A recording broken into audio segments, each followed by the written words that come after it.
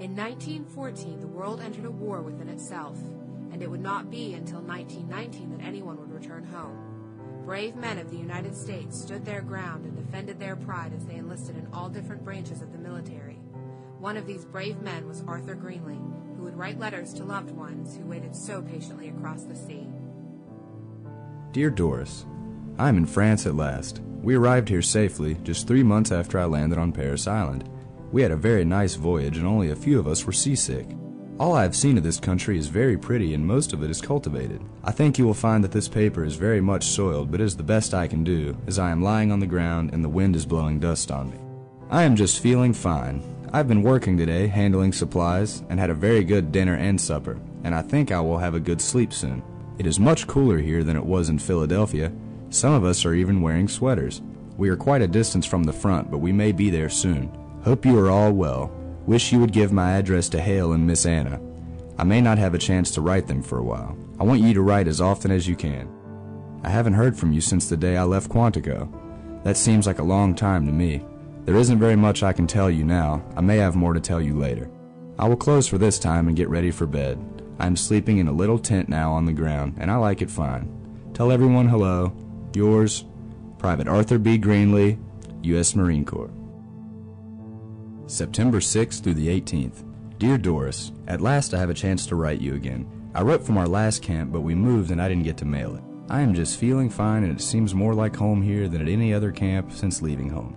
The people treat us fine. This sure is a fine country. We traveled quite a distance by rail to get here, and we are not at the front yet, though we may be by the time this reaches you. I hope you are well and enjoying life.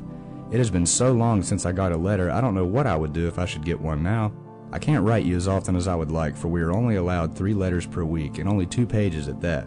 Later, I think we will be allowed to write as much as we care to. Then, until now, I have not had a chance to write.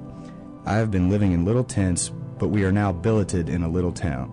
There are a lot of things I would like to tell you, but I can't until I come home.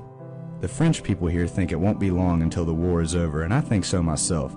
The Germans sure are going back now, and we are getting more men every day. I wish I could get some pictures of the places here to send you, but I'm not allowed to do so. Tell everyone hello for me. I can't write to many of them. With only 3 letters a week, I would like to write you that often. Well, that is about all I have room for. Don't worry about me at all. I am in no danger here, and when I get to the front, I won't be in as much danger as the Huns will. They are running. Write as often as you can. Ever yours, Private Arthur B. Greenlee, United States Marine Corps, AEF, France. Dear Doris, it has been so long since I've written to you, and so long since I've heard from you, that I hardly know what to say. Perhaps you have wondered what has become of me, and perhaps you haven't thought of me at all. After writing to you the last time, we were sent to the front, and I had no chance to write. On November 1st, I was wounded, and I've been lying on my back ever since. I left France December 25th, and on January 1st, our ship ran into a sandbank. I was taken off January 4th and landed at Brooklyn, and yesterday I was brought here to Pelham Bay. It is almost impossible for me to write on account of a broken finger, but I am very anxious to hear from you. The last letter I had from you was dated August 14th. I haven't heard from home since July. Give Hale my address, and if he didn't enlist, tell him to write, and Miss Wilson too. Tell everybody hello for me. Maybe I can learn to write again. I will close now and rest. Write soon and as often as you can. Yours, Private Arthur B. Greenlee, U.S. Marine Corps. April 7th, 1919. Dear folks, just a few lines today as I am busy. Surgeon said I could get up in a wheelchair today. This is the best news I've had for a long time. The surgeon was expecting to operate again soon as they were unable to complete the operation the last time I was operated on. I guess no one told you just how bad I was at that time. At least I told them not to. For a week I couldn't do a thing, couldn't eat, and for a few days I couldn't even drink. I also came near bleeding to death one night. My hands were about the color of snow.